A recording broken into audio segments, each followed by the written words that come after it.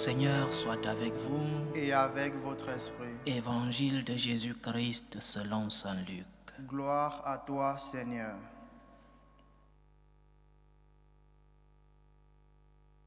Il y avait au temps d'Hérode, le grand roi de Judée, un prêtre du groupe d'Abia nommé Zacharie. Sa femme aussi était descendante d'Aaron, elle s'appelait Élisabeth. Ils étaient l'un et l'autre des justes devant Dieu. Ils suivaient tous les commandements et les préceptes du Seigneur de façon irréprochable. Ils n'avaient pas d'enfant car Élisabeth était stérile et de plus, ils étaient l'un et l'autre avancés en âge. Or, tandis que Zacharie, durant la période attribuée aux prêtres de son groupe, assurait le service du culte devant Dieu, il fut désigné par le sort, suivant l'usage des prêtres, pour aller offrir l'encens dans le sanctuaire du Seigneur.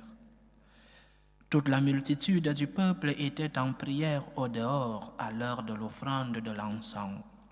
L'ange du Seigneur lui apparut, debout à droite de l'autel de l'encens. À sa vue, Zacharie fut bouleversé et la crainte le saisit. L'ange lui dit, « Sois sans crainte, Zacharie, car ta supplication a été exaucée. Ta femme, Élisabeth, mettra au monde pour toi un fils, et tu lui donneras le nom de Jean. Tu seras dans la joie et l'allégresse, et beaucoup se réjouiront de sa naissance, car il sera grand devant le Seigneur. Il ne boira pas de vin ni de boisson forte, et il sera rempli d'Esprit Saint dès le ventre de sa mère. Il fera revenir de nombreux fils d'Israël au Seigneur leur Dieu. Il marchera devant en présence du Seigneur avec l'esprit et la puissance du prophète Élie pour faire revenir le cœur des pères vers leurs enfants, ramener les rebelles à la sagesse des justes et préparer au Seigneur un peuple bien disposé. » Alors Zacharie dit à l'ange, « Comment vais-je savoir que cela va arriver? Moi, en effet, je suis un vieillard et ma femme est avancée en âge. » L'ange lui répondit, « Je suis Gabriel et je me tiens en présence de Dieu. J'ai été envoyé pour te parler et pour t'annoncer cette bonne nouvelle. Mais voici que tu seras réduit au silence et jusqu'au jour où cela se réalisera, tu ne pourras plus parler parce que tu n'as pas cru à mes paroles. Celles-ci s'accompliront en leur temps. » Le peuple attendait Zacharie et s'étonnait qu'il s'attarde dans le sanctuaire. Quand il sortit, il ne pouvait pas leur parler et ils comprirent que dans le sanctuaire, il avait eu une vision. Il leur faisait des signes et restait muet. Lorsqu'il eut achevé son temps de service liturgique, il repartit chez lui. Quelque temps plus tard, sa femme Élisabeth conçut un enfant. Pendant 5 mois, elle garda le secret. Elle se disait, « Voilà ce que le Seigneur a fait pour moi en ce jour où il a posé son regard pour effacer ce qui était ma honte devant les hommes. » Acclamons la parole de Dieu. Louange à toi, Seigneur Jésus. La conception de Jean le Baptiste et de même que la conception de Samson peuvent avoir un parallèle. Ce sont des conceptions miraculeuses. Le Seigneur œuvre. Le Seigneur entre dans l'histoire. Le Seigneur entre dans l'histoire de l'humanité, mais aussi il entre dans ton histoire personnelle. Dieu ne t'a pas oublié. Dieu ne t'a pas abandonné. Le Seigneur continue d'œuvrer dans ta vie.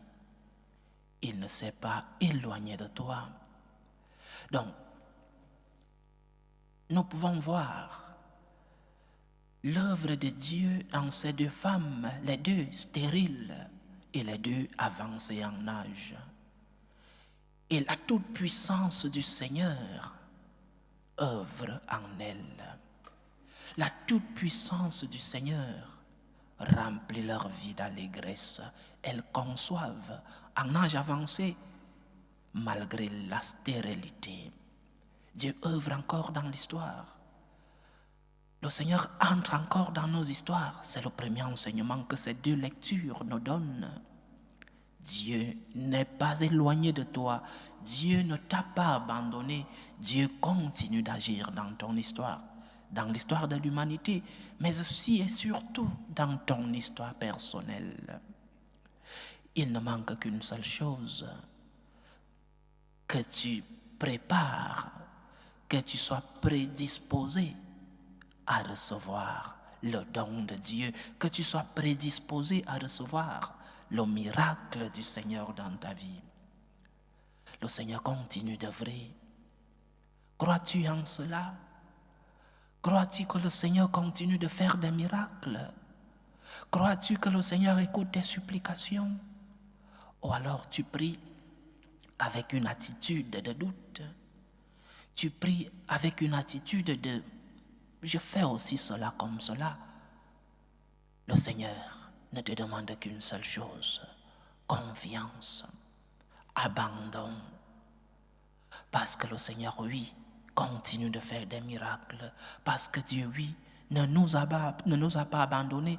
Il ne nous a pas créés et nous a laissés à notre sort. Il nous accompagne. Il accompagne nos pas. Il guide nos pas vers le chemin du salut, vers le chemin de la sainteté. Alors dans tes moments de tristesse, dans tes moments d'angoisse, dans tes moments de croix, pense à ces deux femmes qui, malgré les obstacles humains, la stérilité, malgré la réalité de l'âge, elles ont pu concevoir parce que Dieu, le Tout-Puissant, parce que Dieu, le Seigneur, continue d'œuvrer dans l'histoire. Mais quelle est la différence? La différence, c'est que parfois, nous voulons recevoir le don sans nous impliquer. Nous voulons que le Seigneur fasse tout sans nos efforts. Saint Augustin disait, Dieu qui t'a créé sans toi ne te sauvera pas sans toi. Dieu qui t'a créé sans ta participation ne te sauvera pas sans ta collaboration. Oui, il est bien de prier et de demander au Seigneur, mais parfois, nous voulons des dons gratuits, sans bouger.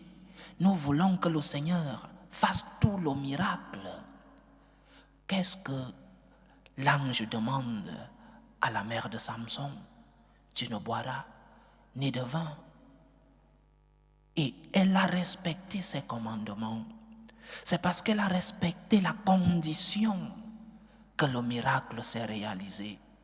De l'autre côté, parce que Zacharie doute, l'ange lui dit, tu resteras muet jusqu'à ce que tu vois l'œuvre de Dieu dans ta vie. Le Seigneur nous demande notre collaboration pour qu'il puisse faire le miracle. Souvenons-nous, lors du miracle de la multiplication des pains et des poissons, Jésus demande à ses apôtres, qu'est-ce que vous avez? Quelle est votre part? Quelle est votre collaboration? Pour qu'il y ait un miracle, nous devons collaborer, chers frères et sœurs. Il n'y a pas de miracle totalement gratuit. Tu dois mettre de ta part. Tu dois collaborer. Dieu qui t'a créé sans toi. Dieu qui te remplit de sa grâce. Dieu qui te remplit de ses bénédictions ne te sauvera pas sans ta collaboration. Alors, demande au Seigneur, quelle est la condition pour que le miracle se réalise? Et parfois, ce sont des choses si faciles. Ce sont des choses peut-être qui nous tiennent à cœur.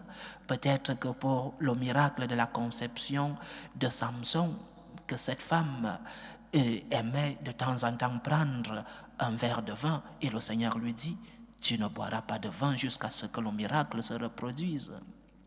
Qu'es-tu prêt à payer? Quel est le prix que tu es prêt à payer pour que le miracle de ton salut se réalise? Quel est le prix que tu es prêt à payer pour que ce que tu demandes au Seigneur se réalise? Es-tu prêt à abandonner cette chose qui te tient à cœur? Es-tu prêt à payer un prix difficile, un prix lourd pour que le Seigneur puisse œuvrer le miracle dans ta vie?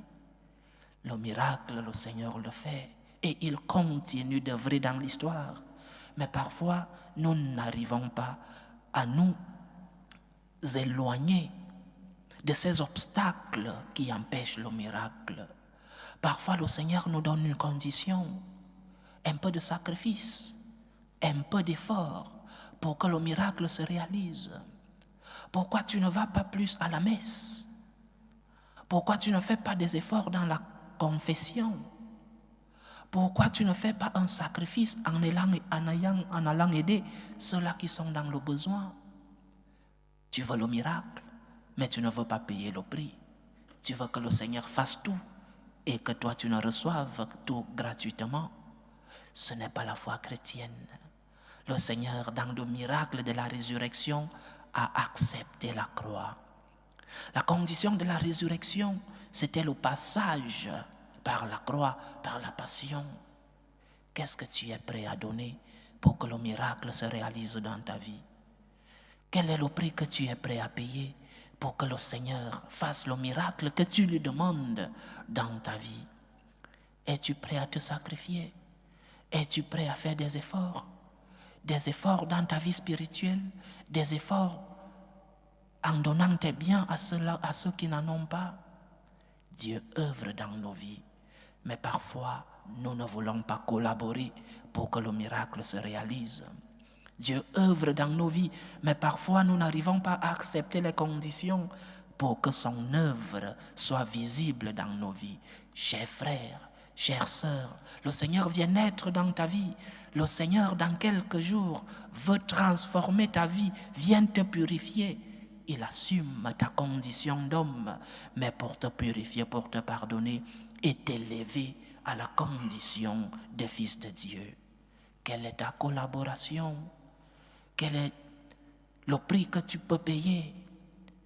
Quelle est la réponse que tu donnes au Seigneur lorsqu'il te dira « Éloigne-toi de ce péché », lorsqu'il te dira « Fais un peu d'effort, un peu de sacrifice pour pouvoir recevoir celui-là qui vient te sauver et que le miracle dans ta vie puisse se réaliser. » Accepte de payer le prix pour que le miracle se réalise dans ta vie.